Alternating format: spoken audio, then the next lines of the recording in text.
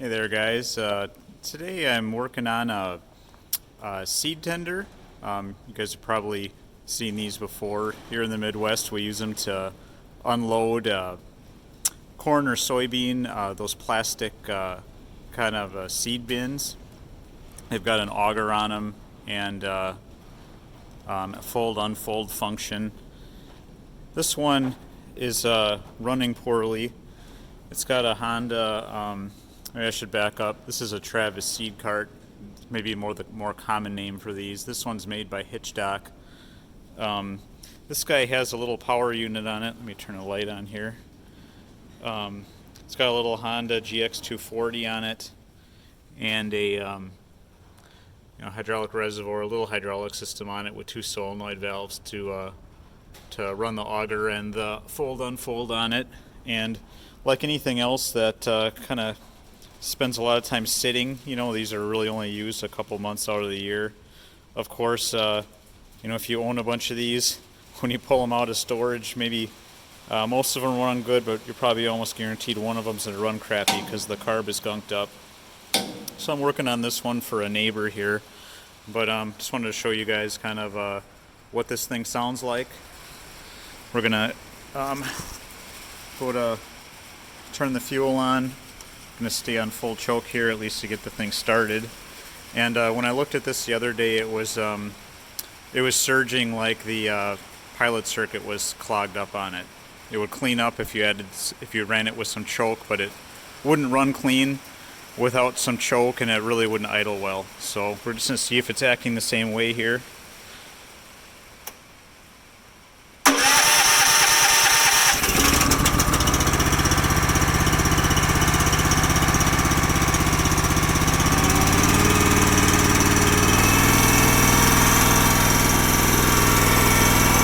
Try to take the choke off here so you guys can see what I mean.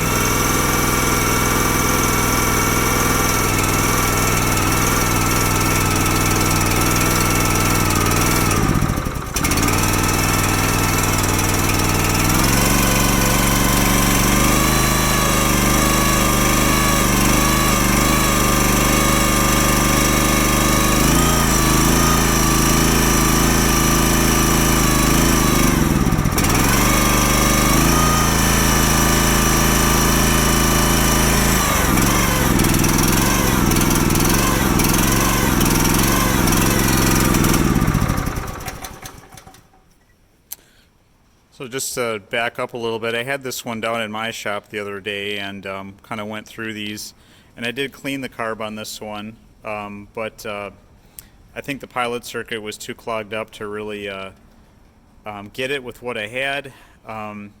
In this case here, this GX240 still is in production, and this carb actually wasn't that expensive. So I'm going to go, I ordered a new one. I got a genuine Honda one. I think this is a Keihin carb. And I'm going to put this on. I'm not going to film going through it. You guys have done this before, but kind of wanted to show what it sounds like afterwards, and then later in the video I just kind of wanted to go through some of the common carb issues that I seem to see all the time. So I'll be back in a bit here. Alright, I just had two comments here before I started this thing. When you guys put this carb back on, this is the new one's on right here now, just make sure you get that governor spring in the notch there, like it should be in the hole. Make sure the spring isn't broken. Sometimes when you work on these, you'll find that the spring is broke somewhere, and the engine will also sometimes surge and kind of sound just like what you heard in the first segment there if that governor spring isn't present. On this engine you had to switch over the choke arm, so this kind of gray colored choke arm had to be reused. And another thing I wanted to mention, guys, is when you're ordering these, there's a million variants of these Honda engines, so make sure you go down here and you look at the right side of the block here underneath the fuel tank, and you can see these numbers here, if you guys can see it with my lighting very well here. But this is a a QAE2 variant, and then there's that number, like that model code, and then a serial number underneath it. When you're going to a place like Jack Small Engines or Parts Tree and you're trying to figure out what carb you need for these, you have to know that model code. Just don't go to eBay and type in, GX240 carb. There's so many variants, there's a high likelihood you might get the wrong one. So just wanted to make those two comments here. I'm going to finish buttoning this up and then we're going to give it a try. Alright guys, so we've got this carb back on. Two other things I wanted to mention. When you're hooking up the airbox back together, just make sure you get this little crankcase breather off the valve cover. Make sure you reconnect that thing in there. The other thing I forgot to mention was when you pull these carbs out of the box and you've got the new one off, or you've got the old one off and the new one side by side, just set them side by side and compare them and make sure all the features match, because like I mentioned before, there's a lot of variants of these. There's still a chance, even if you ordered the right one, that you didn't get the right one. In this case, everything on the outside looked the same, so I put it on. And yeah, so we're going to give this thing a try now here and see if we've got better luck. So we're fuel knob is on, we're on full choke.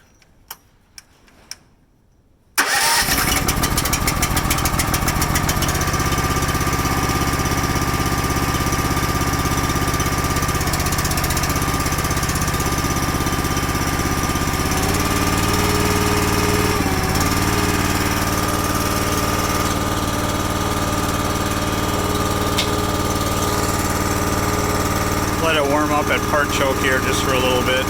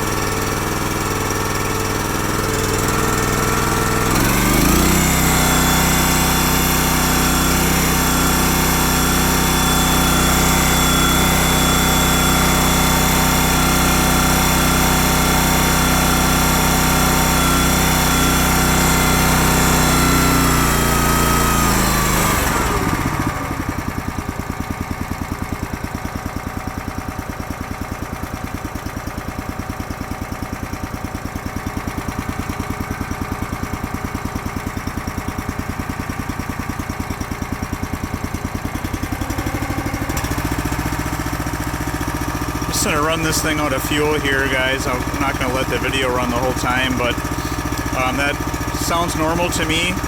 I think on these Hondas, sometimes they're a little cold-blooded, but usually, after a minute or so, you can pull the choke fully off, and she should keep running like it did. I'm gonna let this thing run out of fuel, guys, and then I'm gonna take this old car back to the shop and kind of show you kind of what I typically see with issues with these. So I'll be back here in a bit. Alright guys, we're back here in our normal shop. Sorry for the bad lighting and kind of wind noise. It's kind of raining and crummy out today. So this is the carb we pulled off of here, guys. This is a this one's a Keihin carb, but a lot of the things we'll be talking about here in the video is going to be similar to other Japanese carbs, Mikunis, Walbros. But I just kind of wanted to go through this part of the video to kind of talk about common problems you're going to find with these. In the first segments there where you guys saw the engine surging to start with, the first thing you're going to want to look at is what the fuel looks like inside the carb. So this one, this Keihin here has this really nice integrated fuel shutoff with a sediment bowl. So you use a 10 millimeter wrench there. I've already got this loose. But look inside your sediment bowl, make sure everything is free or clean. There isn't a bunch of slimy crap in there, especially if you're running ethanol fuels. You're going to have a more likelihood for junk in your fuel. So look in your sediment bowl, clean it out. Make sure your inlet screens are clear. And once that all looks good, pull your float bowl off. So I should mention here, this float bowl has 2 screws on it. This one actually holds the bowl on, and this one is for draining the carb out at the end of the season. So most of the time when you guys have trouble with these small engines, as you know, it's just from extended periods of sitting and not being run and with no stable in the fuel. So if you can, run the engines often so they're not sitting for long periods. But yeah, so pull the float bowl off and look inside. If there's a bunch of gelled up fuel or varnish or slime in there, clean your bowl out. But likely your carb is, if you find that in the float bowl, it's probably because your jetting and your pilot circuits are gunked up inside the carb, and it's not getting the mixture it needs. So the engine starts running lean, which makes it surge like you saw, and then it just kind of bounces on and off the governor. So it's almost always, if you hear a carb running like that and you move the choke lever and you choke the engine, that reduces your air going in, and it kind of richens up the mixture. If it straightens out, then you can almost be positive that you've got some kind of gunked up passages in your carb that it's running lean. So, if you're working on an engine that has a choke on it, that's a good test to kind of give you an indicator as to what's going on. The next part you see here, guys, is the float needle and seat. And the most common problem with these is, fuel will be running out of the carburetor. So, when you turn the fuel on, fuel will just be running out of your emulsion tube up there in the center and just running out of the carb, and there'll just be gas running on the ground. So if you have that, there's probably something wrong with your float needle and seat. Either it's old and cracked, or some sediment or junk got into the fuel and it's kind of hanging the tip up. So you can start by cleaning it, pulling this apart and cleaning it. I'll just pull this out right now. So yeah, this is your float needle right there. That tip there is the most important thing, that's clean and free of garbage, and also the seat inside this little plastic part there. So take that over to your parts washer or blow it out with carb cleaner, and when you put everything back together and reassemble, you're going to want to pressure test it. So what I use, I've got several different ones, but probably my most common pressure tester I use is this Mighty Vac MV8500. This was in a kit, and you can use it for brake bleeding and other things, and it's got a bunch of kind of test plugs and shutoff plugs and things you can use for different tests. Most of the time I'm using this though for testing carbs, and normally how I do it, this is just a piece of Keihin tubing, which I find is kind of nice and flexible and good for kind of pushing over the inlet feed on different sizes of these carbs. But you would take this and push it over your sediment bowl here. This one is actually, I think I'm going to have to adapt here, so it's a good thing I have a filmer here today to adapt. So most of the time, this works for 1/4 inch, which is your most common inlet size. But sometimes on these little carbs, you gotta do some adapting. So let's see what we got here. So I do have a smaller tube in the kit here. This is another nice thing about kind of getting the Mighty Vac kit, or a kit from any manufacturer of these pressure testers, that sometimes you gotta kind of improvise to test something. So we're going to just push these two together so that we can have a smaller ID on our test hose here. And we're going to push this over. I believe this carb was, I don't remember. I think it was maybe on in this direction. So let's try that. And what you do then, or how I test these, is I turn the carb over. And if you guys can see the pressure gauge in there, I'll put this in pressure mode. This Mighty Vac can actually pressure test both vacuum and pressure. I usually test float needles with pressure. And it looks like this one's leaking a little bit. So maybe a good example of what a problem one looks like. So if you guys can see that needle, the gauge drifting just real slowly. If I was going through this carb fresh, I would probably replace the float needle and seat if I saw it drifting at that rate. Normally I test around somewhere between 5 and 10 psi. I guess maybe 8 is usually where I hold it.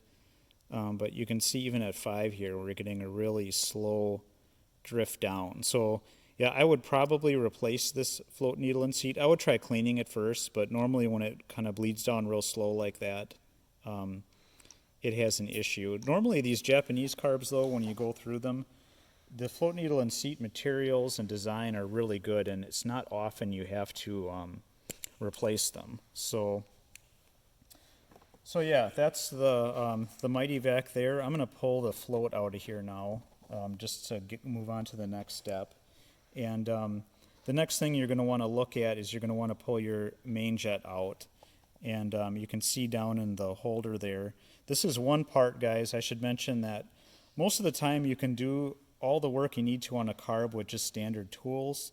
Although on some carbs like this one, where the float bowl and is held on by this kind of this boss in the center, that pushes the main jet in extra deep. And if you guys know, like a normal screwdriver here, you know, they're made by kind of swaging the end, and you kind of get this flare out, you know, on the edges of the screwdriver. A lot of times that causes problems trying to get into, to get the main jets out of a carburetor. So if this was a crappy Harbor Freight Chinese one, I would just grind it down to get in there. If you're in a pinch, that's probably the best thing to do. But the other thing I wanted to show guys is, like, on a screwdriver here with the swedged end, it also has a taper, which also isn't what you want for getting these sensitive brass jets out. What you really want to use, guys, if you're doing a lot of carbs, or if you encounter these that have a real deep bore like that, is I really like to use these gunsmithing screwdrivers. So they have a special tip on them. You guys can see how they it kind of goes to a parallel surfaces at the end. There's no taper. And also it has this smooth body, so it lets you reach way down inside that bore where the emulsion tube and the main jet is. So these are my favorite. I've actually, I own the full set of these. If you go on Brownell's site, I think these are actually called like Magnatip. They make Magnatip where you can just buy the gunsmithing bits, but I prefer these full-length ones because you get this full-length shaft here that's just cylindrical that lets you reach all the way down. So we're going to take this jet out of here. This one's actually kind of loose already. I had this apart earlier when I was troubleshooting it.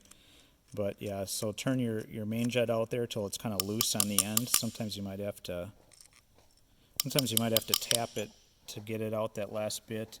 And you guys can see this you can see this jet here. Let me try to focus well. You can see how the edges are kind of torn up a little bit. You know, it was probably someone going in here with a regular screwdriver like this. It's probably been apart, cleaned once before, and kind of rounded those little slots off. So when you guys are taking these sensitive jets out, here's kind of the beauty of these gunsmithing screwdrivers. You can see you get this really nice, crisp, positive, full depth engagement of them. So yeah, if you guys are doing a lot of carb work, you know, invest in a set of these. It's really worth the money. You're going to run into a jet at some point that you're not going to be able to get out without those. So now that we've got the main jet out, guys, normally I look up at the ceiling or at a white surface, and I try to look through the center of that hole and make sure I can see a nice circular hole all the way. Shine it up at a light in your shop and make sure you can see the light shining through it.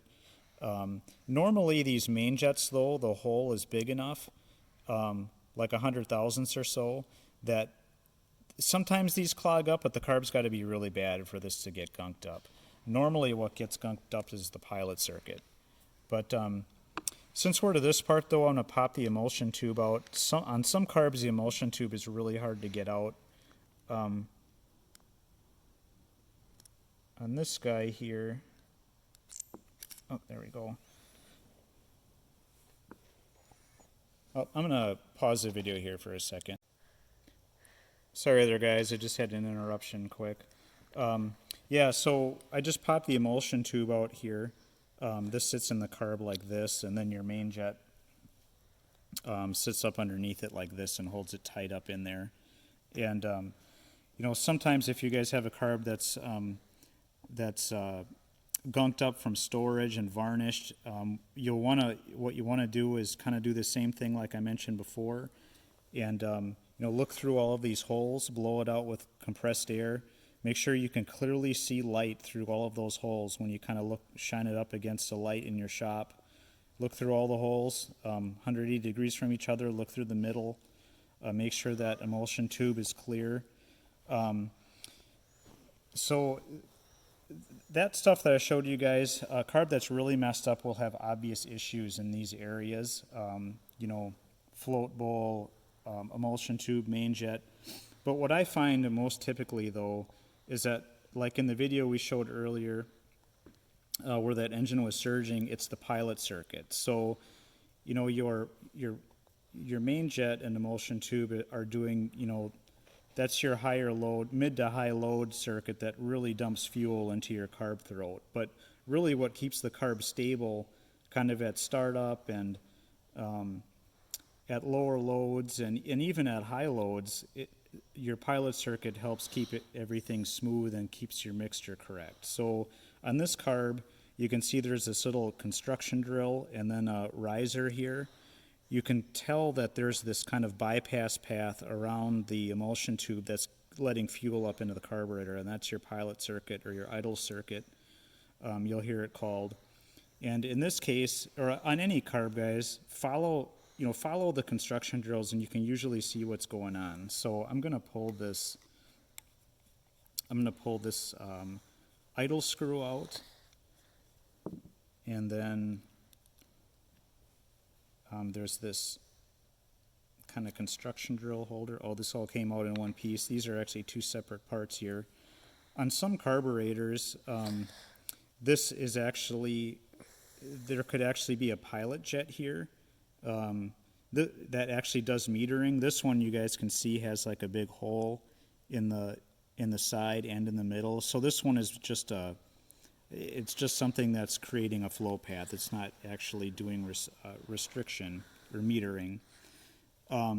So if you guys kind of follow the drills here, this is where your air, this is the choke side, so this is where the air is coming in from the air filter. This is the start of the pilot circuit, so that's the air supply. You can see there's like a fixed brass jet in there.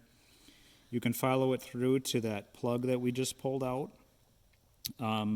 And that is kind of merging your air supply and your fuel pickup here from your, that's kind of just to the side of your main jet there. And then you can see there's more construction drills here. There's a Welsh plug. There's a Welsh plug here, and then there's the head's broken off it here, but this is like a mixture adjustment screw right here. So, you know, those two fuel and air merge here, and then you've got your mixture coming in, and then if you kind of turn the carb over and look inside, you can see where kind of there's a progression of holes here. So there's a set of 3 that kind of sit right where the throttle plate closes. You guys can see it covering and uncovering those little 3 sets of holes. And then there's this final one up here, and these are the fixed ones, and then this is the that adjustable one. You can see this Welsh plug. You can't really clean this out unless you pop this plug out of here. And then this guy, this is one of these EPA, you know, fixed pilot circuit carbs where the head's broken off here, but I think if you guys maybe saw it from the first video, there's actually, you know, there was like a tamper-proof cap on this, but when you try to pop the cap off so you can pull this thing out to clean this circuit, the head just broke off it. So sometimes, guys, you can't really pull this stuff apart because of these things. You know, there's no way to really get this brass screw out of here without a lot of screwing around, and it's really not worth your time. So, so now, guys, I think I'm going to go to the parts washer and show you maybe what I would typically do next with this once I've got everything apart and the rest of this cleaned out, and I'm suspecting that the pilot circuit is clogged up.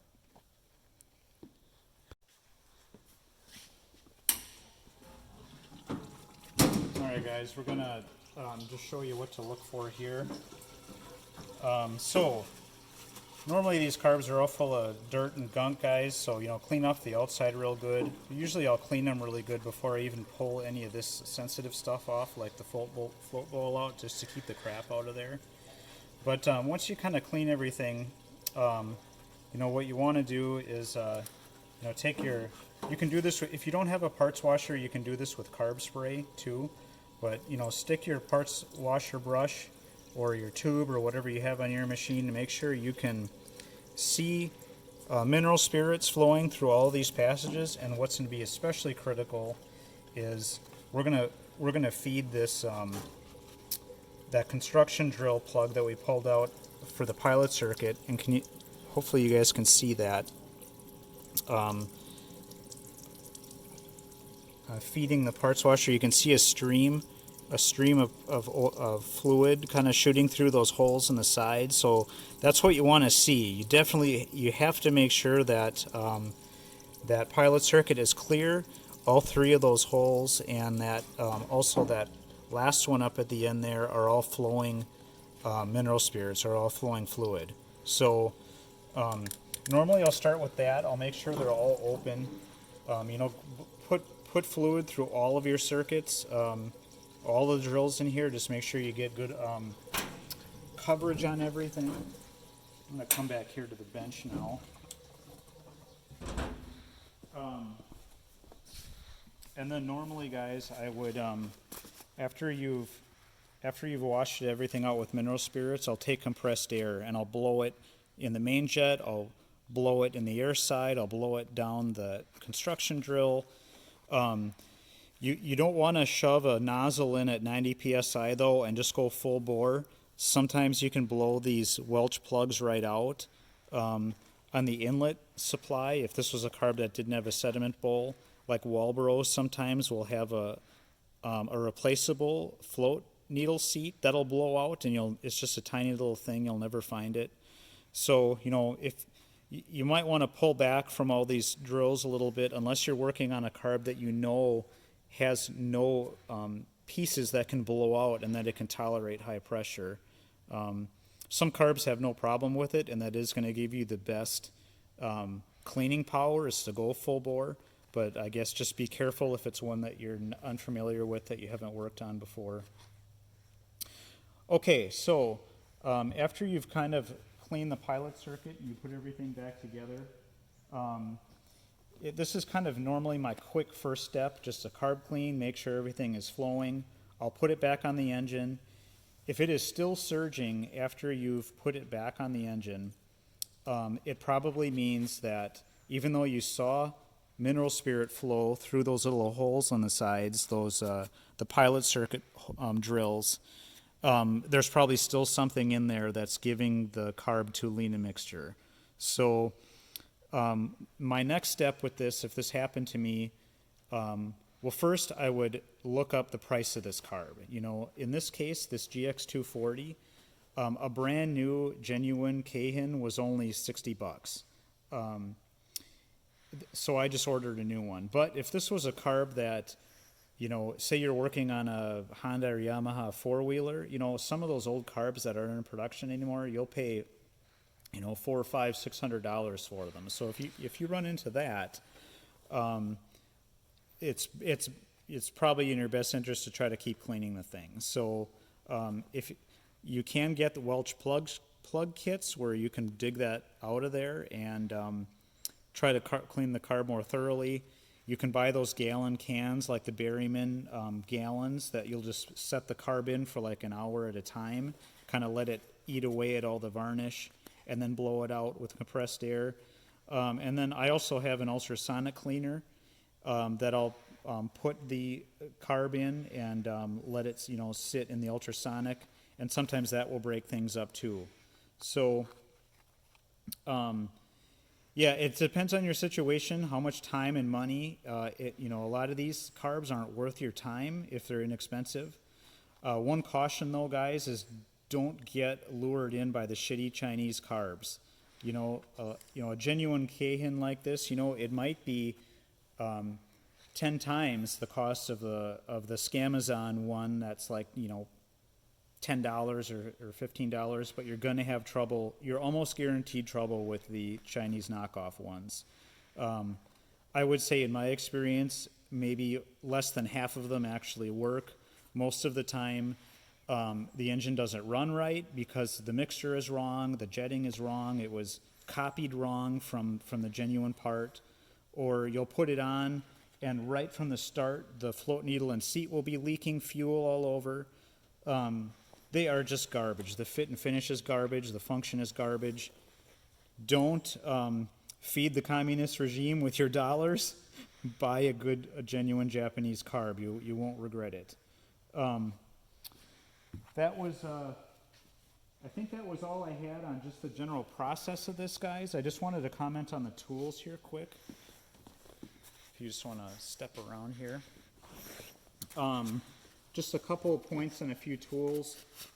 If you guys are kind of troubleshooting this stuff, some things that you're going to want to have on hand. If you run into a situation where the carb was jetted, especially the pilot circuit was jetted too lean from the factory, and once it wore in, it needs a little bit more enrichment to run stable. Sometimes, you know, like what you guys heard in the video there, the engine will be surging just because the pilot mixture is wrong. The circuit is clean and everything is working, but the mixture is just too lean. So what you want to do is get one of these Rogers, or there's several different companies that make these. My favorite one is this kind of like a hobbyist drill kit from it's just called like, a Rogers drill stand is what it's called. This is kind of my favorite one because it has all the numbers just all right there, and it gives you the inch sizes right next to it in decimal. So you get yourself one of those kits, and then you're going to need like one of these drills. And what you do is you put the little that tiny drill bit in this collet, and then you set your bit on your jet, and you just kind of slowly work it up and down, and you drill the jet out with that tool. So sometimes you'll have to kind of slightly enrich in the jets.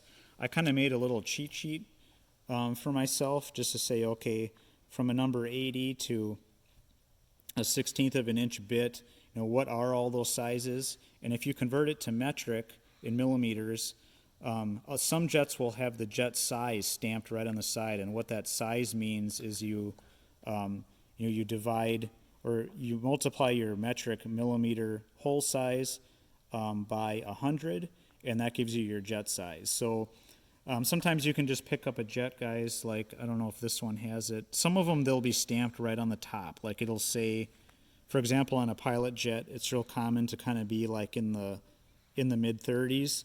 It might say 35 on the jet. Then you can say, okay, I need to enrich in this thing, maybe one drill size to help straighten out the mixture. Then you kind of pick the next drill, and then you drill that out. I don't have one here to drill out in the video, but that's kind of how I would approach it. Also, guys, in the video, you saw me kind of getting that governor spring off. It's kind of nice to have a selection of different, like these mini picks around. I really like this one kind of with like the 45-degree kind of bent end that really lets you get in there nice for picking those springs out of there, or for digging out O-rings and things. That's probably my favorite. We kind of talked about the gunsmithing screwdrivers earlier. These are a good investment if you're going to be doing any amount of carb work. Other things, sometimes, guys, like if you're working on Walbros, I mentioned that some of those float seats are pressed in and they're removable. There is a special like little crochet hook tool that you can use to pull those out. In a pinch, you can use a paper clip that's bent. But the other side of the Walbro tool also has like a little punch feature on it that kind of has like a self-guide to push the new seat in. That's kind of a handy tool to have sometime if you're running into a lot of Walbros. The other thing I just wanted to mention just in general, guys, was a lot of time when you're running into problems with these carbs, it's because of storage. So, after you get done running the piece of equipment, if your bowl has a drain, run the carb out of fuel at a minimum. Ideally, pull the drain out, get that fuel out of there. Most of the time the problems are caused by fuel just sitting in the carburetor. So, adding stable to your fuel can help. But probably the best thing that you can do, if possible, guys, is just run your engine often.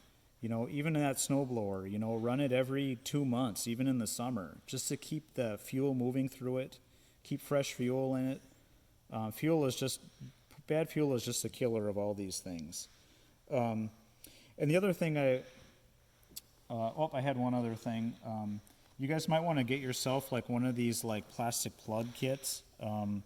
I kind of like this shape the best of this is like a crappy Chinese kit, but I've got some other ones that I had from some other projects.